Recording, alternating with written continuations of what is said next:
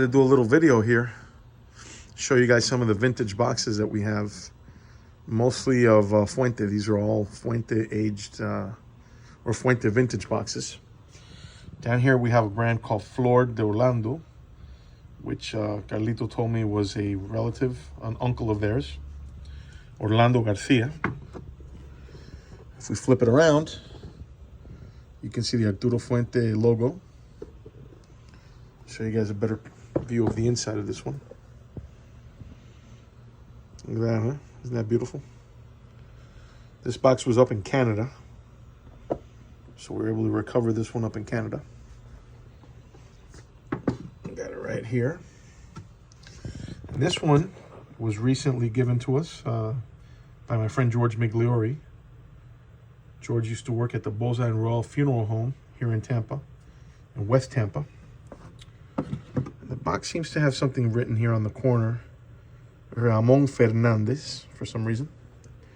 So, based on the phone number that we see here, we're under the impression that this box is from the 1940s.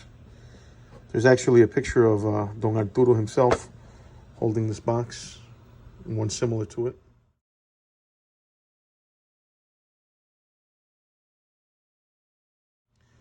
It says the cream of clear Havana tobaccos. And in Spanish here it says, made with the best tobacco from Vuelta Abajo, which is in Cuba. So this is when they were using Cuban leaf. There's the address here in Tampa. From what Carlito told me, he pretty much was raised in the house where these cigars were made, his grandfather's house. So that was during the period that they were making the cigars out of the house. So we're keeping this beauty over here. Then we have another box here of A Fuente. So, I don't know, call me crazy, but this one might be older than that one even. Because if Arturo Fuente was a successor to A Fuente, I was under the impression this was 50s, but I could be wrong. It might be older even. Well, back here, this one is intertwined as well with them because that's their building, the Charles the Great factory, which stands today. But this is during the time that Salvador Rodriguez had the building. Carlos Sr. purchased this building from Salvador Rodriguez from the company. I'm going to open it so you guys can see it. There's the beautiful imprint of the building and the factory. This box was in New Jersey, circa 1907. It's in great condition. Going back to the little slide top here. This was very simple. It's a very old box though. Another gem that we have here. This one,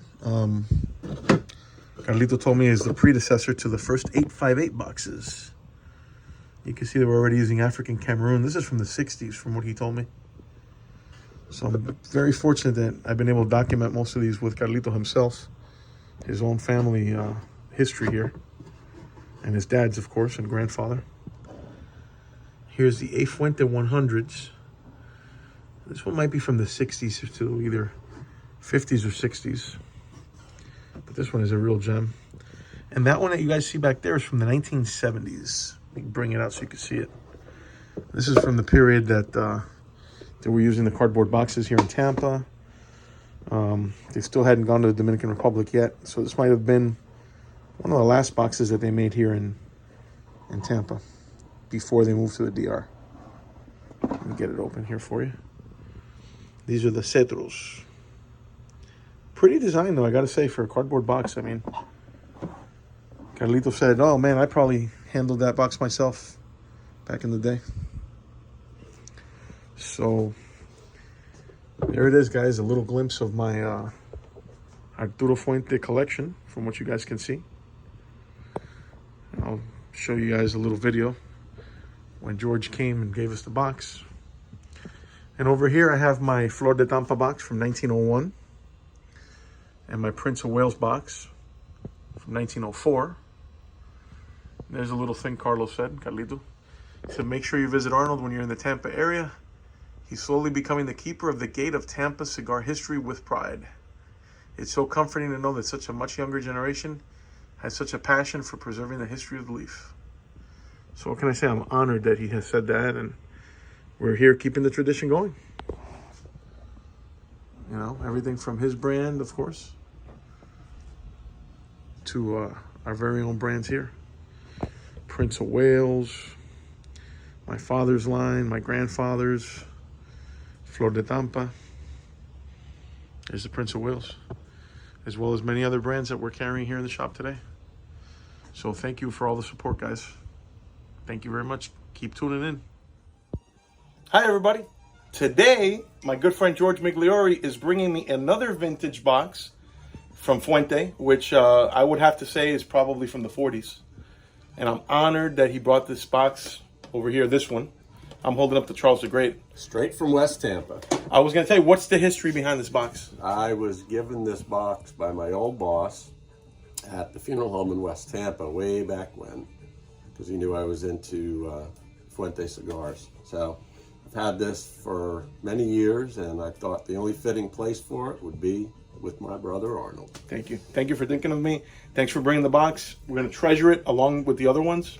And for those of you that don't know, George was a funeral director at Bozan Roel in West Tampa for how many years? Over 30 years. Over 30 years. Knows the Fuente family personally as well, good friends of them. So we're honored to have this box here as part of the collection. Yep. Thanks, right guys. where it should be. There it is, Arturo Fuente. Lost City, Opus X. Look at this, how beautiful. Juan Carlito Fuente's pride and joy here. Wow. Pyramids, look at how beautiful these are. Fuente Age Selection. The best o nada. Opus X, Lost City, Pirámide.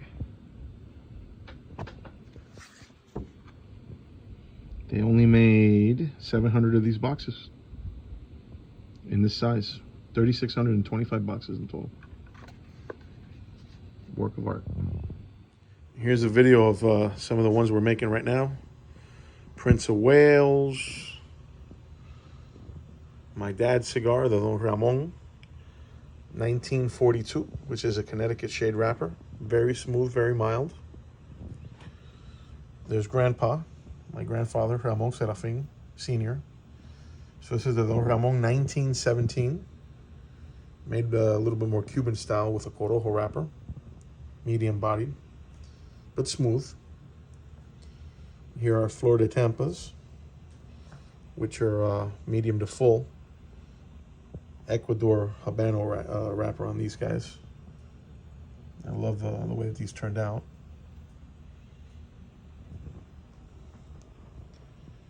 So there's a view of all of the different ones we're making right there.